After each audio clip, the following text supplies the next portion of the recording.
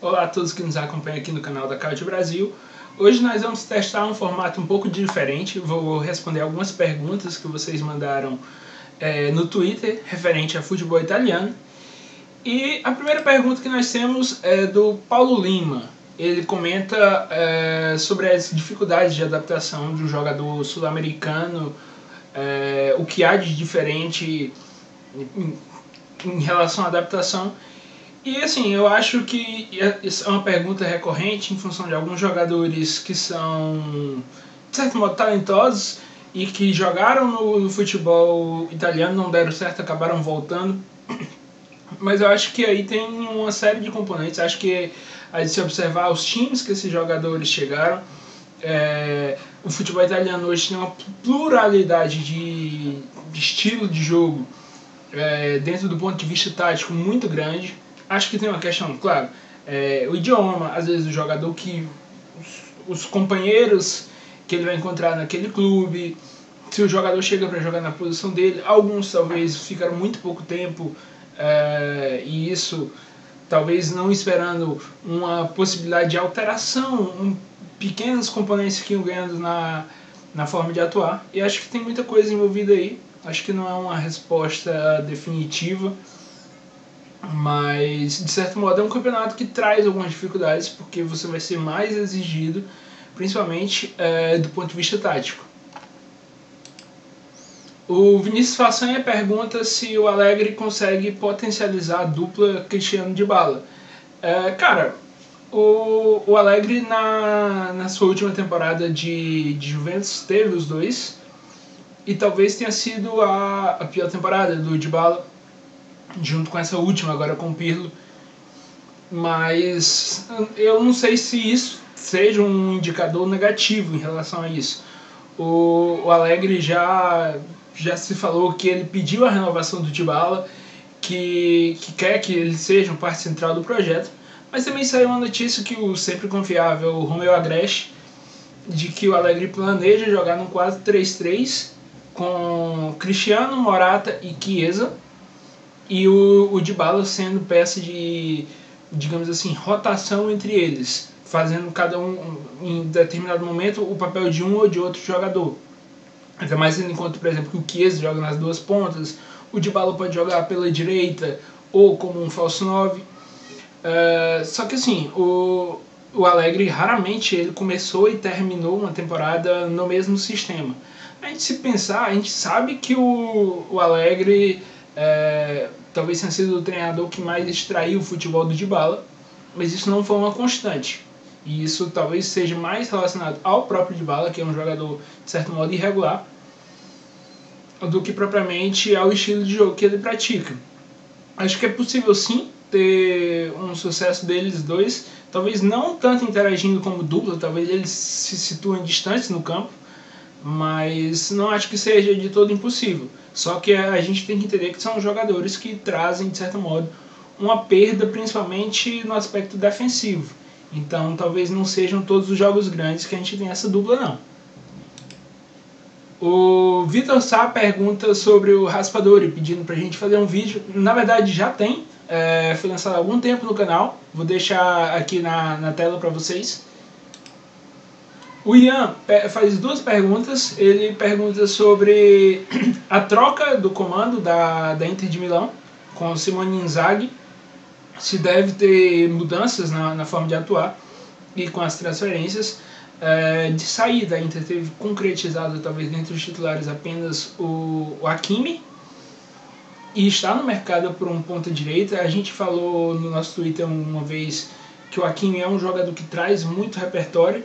Pode ser que com um novo substituto talvez não se tenha o mesmo leque de variações que o Antônio Conte tinha. Com o Antônio Conte também se tinha um maior protagonismo desse camisa 5, que seria o regista, como se fala no futebol italiano. Com o Inzaghi e o Lucas Leiva tinha um papel um pouco mais discreto na construção, mas eu acho que no final das contas a gente vai ter muito mais similaridades na forma da equipe atuar do que propriamente diferenças. Acho que a Inter escolheu muito meu substituto. E sobre as possibilidades do Mourinho retornar, num time longe da disputa de título, eu acho que ele entende o contexto. Eu não acho que seja um clube que vá brigar pelo título.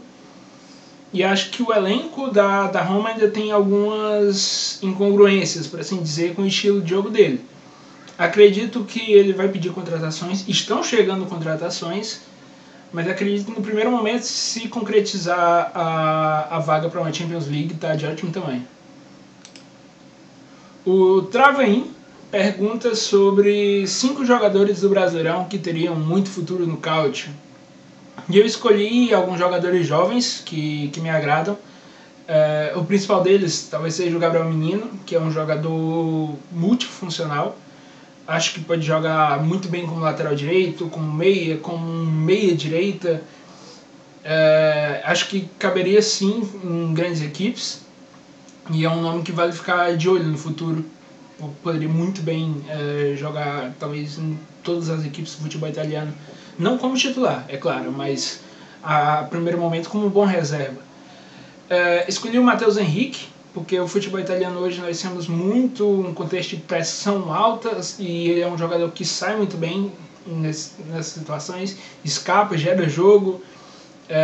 Ele tem um repertório no passe, não é só um jogador que toca de lado, também tem passe longo. Então acho que daria muito certo, inclusive ele é especulado no Sassuolo para o lugar do Manuel Locatelli. Acredito que seria uma excelente contratação.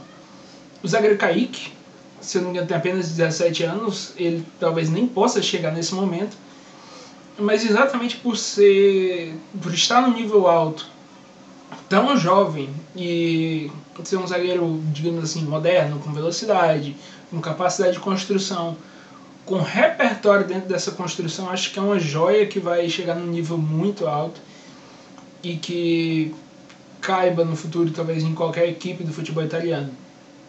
Também falando em zagueiro, e acho aí um pouco menos de projeção que o Kaique, mas isso não é nenhum demérito, eu acho que é um cara com muito futuro, que é o Nathan, um zagueiro canhoto, mas com certa facilidade para jogar com as duas pernas, um zagueiro que se antecipa muito bem, um zagueiro que tem um certo porte físico, embora não seja dominante pelo alto, mas a gente pensando talvez em como se utiliza muito linha de 3, ele não sendo o cara que vai duelar com o centroavante o tempo todo, e também pensando que tem muito contexto de marcação individual e tudo mais, acho que ele se adequa muito bem no futebol italiano. Ele chegou a ser especulado antes de ir para a equipe do Bragantino, chegou a ser especulado na equipe do Torino, e acredito que seria uma boa contratação. E por fim, o Lucas Calegari do Fluminense, acho que é um bom lateral direito, ele jogava, se não me engano, como meio campista na base, mas é um jogador habilidoso, que também tem um pouco dessas características, se antecipa bem, tem um bom desarme, tem um bom 1 para 1. E acho que poderia sim jogar no futebol italiano. Ele ainda tem que se desenvolver, tem que ganhar forma física, mas pela idade, pelo potencial, acho que caberia muito bem, inclusive como ala em algumas equipes. O Márcio Augusto pergunta quais clubes médios pequenos podem surpreender nessa temporada. Talvez eu não tenha escolhido clubes que sejam exatamente surpresas pelo nível do elenco, mas talvez pelo que não vinham apresentando. A gente já comentou recentemente no início do canal sobre a Fiorentina, do Vincenzo italiano, que é um clube que a gente julga com um elenco para brigar ali entre o top 7 e talvez nunca se concretize isso. Acho que o Vincenzo italiano é um bom treinador e pode trazer algo mais desse time. E o Torino também é uma equipe que vinha decepcionando, mas trouxeram um treinador que é o Ivan Juric, e que fez um trabalho muito bom no Hellas Verona, uma equipe que tinha um dos menores orçamentos da liga, que vinha da segunda divisão com jogadores limitados e conseguiu muito bom desempenho. Acho que até tem algumas similaridades no perfil dos jogadores do elenco. Acho que pode dar muito certo, acho que um casamento pode dar muito certo. Se não tiver nenhuma saída muito crucial, acho que o Torino pode fazer uma boa campanha.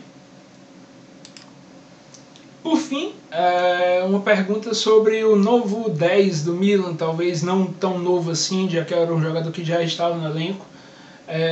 Teve apenas um empréstimo novamente foi emprestado por mais uma temporada, agora com valor de compra bem definido, que é o Brahim Dias. É um jovem que teve uma boa performance da temporada passada. Com a saída do Çalhanoğlu, que era uma peça de muito destaque, é bom lembrar que quando o Brahim Dias chega, o Çalhanoğlu o nome é um pouco confuso, convenhamos. Ele vinha num momento muito bom, ele teve uma crescente muito forte logo após a pandemia, talvez tenha sido um dos melhores jogadores do campeonato naquela reta final. Então era muito difícil que ele conseguisse pegar essa vaga. E ele foi útil substituindo em alguns momentos, teve até bons números. Acredito que com a saída dele e com a chegada de um novo substituto, que vai ter que se adaptar, que vai pegar um estilo de jogo novo, acho que o Brahim Dias pode sair um pouco na frente dessa disputa, pode ter mais minutos, e acredito que foi bom a permanência dele para o elenco. É um jovem, então a tendência dele é só crescer. Então vejo como uma perspectiva bem positiva para ele nesse futuro Milan. E é isso, vocês gostaram? Deixe seu comentário, deixa o like, mandem talvez novas perguntas para a gente fazer outro vídeo nesse formato no futuro. E até a próxima!